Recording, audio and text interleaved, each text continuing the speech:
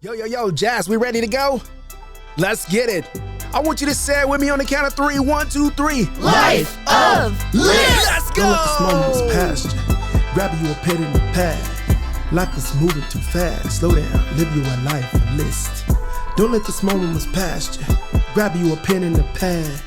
Life is moving too fast. Slow down, live you a life of list.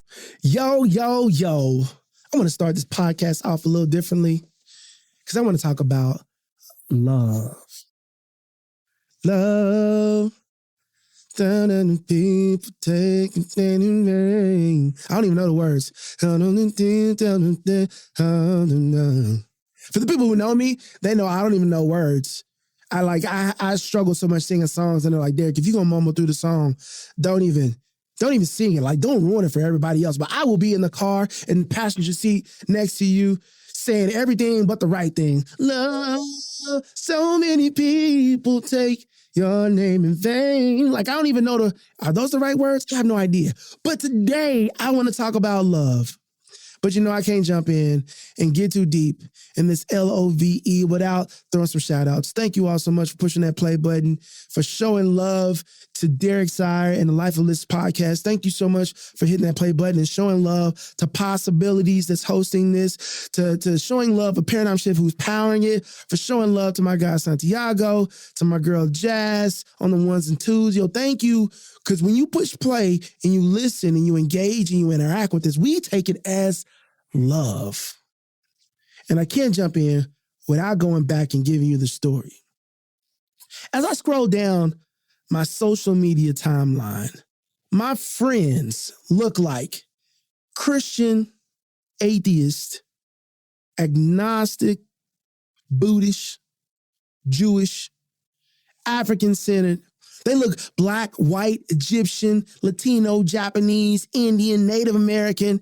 I got men, I got women, I have individuals who are transgender, single, married. I even got some polyamorous friends. Gay, lesbian, straight, wealthy, poor, middle class. I got people that are trade ready, straight out of high school making money. I got people that are multiple degreed and diplomaed. I got people who have diseases. I got people who have lost limbs, that have been maimed. I got people that are whole-bodied. I don't even know if that's a word. I got people that are skinny. I got fat friends. I'm one of them.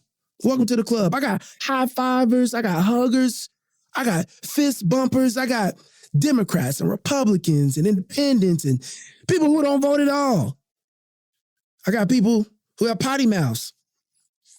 I love a good cuss word. I love it. Like when people just drop it like real hard and it's unexpected, it's hilarious to me. I got people who can be naysayers at sometimes, and I got people who are encouragers. I got people who are athletic and scientific and artistic, and I got some that are highly reserved and conservative. I have some that are highly sexual. I got teenagers, middle-aged people, baby boomers, toddlers. I got people who used to hate me, former enemies. I got people I met on planes or in jury duty. I'm even friends with some of my ex-girlfriends. I got people who are thieves, who are liars. I know people who have affairs and cheat on their spouses. I got philanthropists, civil servants, priests. I got people who are company men who would never take a dive at entrepreneurs. And I got people who are entrepreneurial. I got people who are hopeless romantics, and I got people who are scorned at the heart, and they were promised never to date anybody again. They just want to be out here in these streets having fun. I got people who are hopeful, and I got people who are hopeless. And I want to pause right here and say, I love every bit of it. I love every bit of you with all your quirks, with all of your perfect pieces, with all of your flaws.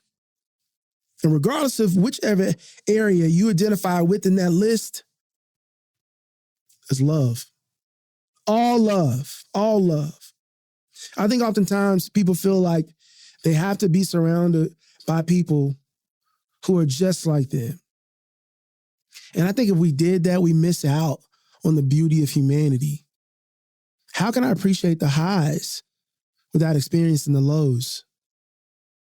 I think people who experience money the most have also experienced being broke. I think people who can lean into relationship and love have also experienced loneliness and isolation. And I'm not trying to minimize the human experience to this binary world. I know it's a spectrum, and I know there's different experiences along the way. But I want to make sure that I let folks know that people experience life in different ways and in different capacities. And we have to make room, not only in the earth, but in our everyday lives for those experiences. Now, while I would encourage you, you don't have to do it. There's lots of people who get caught in their little bitty circles and they feel good and they feel comfortable and they feel safe. But I would encourage you to get outside and get around people.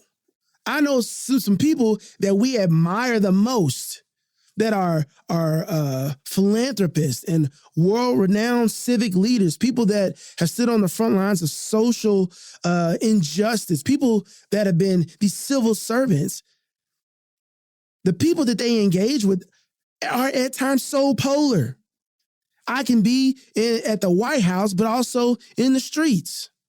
I can be in a mansion, but also at a soup kitchen. And I know I'm polarizing those. I don't mean for them to be on the other ends of the spectrum, but I'm just pushing the envelope, and I'm challenging you all to get outside of rooms that look just like you and sound just like you and live just like you. Because if you stay there, then you won't maximize your human experience. I promise you. Some of the areas that I've grown the most are the areas in which I've been challenged the most. Shout out to Heather Strong. Shout out to Dwayne McIntosh. Shout out to Juwan Johnson. Shout out to my wife, Takia Sire. Shout out to Hetty and Guillermo. Shout out to Quinn Whipke. Shout out to all these folks who challenged me and stood on the other end. Shout out to Jared Murr and Shamil Gary, and shout out to Katie Kinder, people that will stand across from an idea and a concept and challenge me, and I'm better because of it. And by the way, none of those people are alike. None of those people are the same. I went down a roster of people who are actively engaged in my life, and they couldn't be any different. They couldn't even be more different. I love being surrounded by people who are not only different than me, but people who challenge me.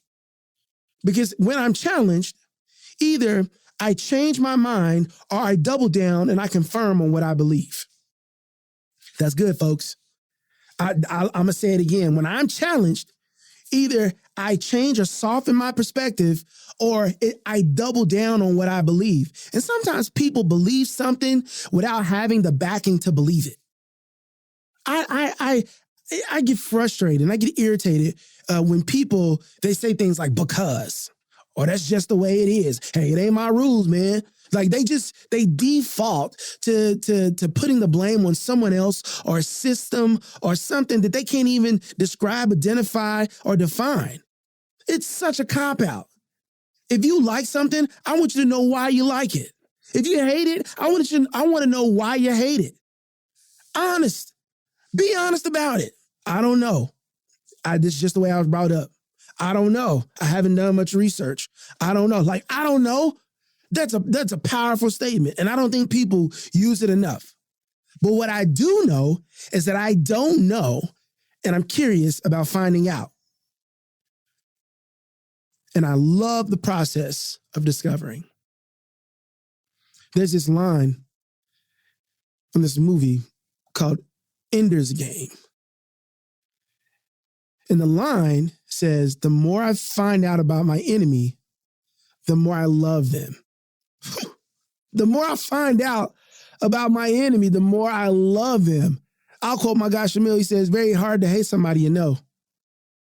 when we stand across from people and we don't put ourselves in their shoes, and we don't empathize with their experience or provide value or give credence to or space to something that they've lived and they've experienced firsthand, when we stand across and we point the finger and we say right or wrong, or we do these things, we polarize our experience with our neighbors. And I think that's very unfortunate. Because in the same way that I learn about others and I love learning about others, when I learn about others, I learn about myself. And so I want to invite you. I want you to lean into love. Lean into loving your neighbor and love learning about other people. I want you to lean into learning love the learning experience. I want you to lean into this idea of love, because love is easy when the person is like you. In fact, I wouldn't even call that love. I think true love is when you can be in a relationship with somebody who is not like you.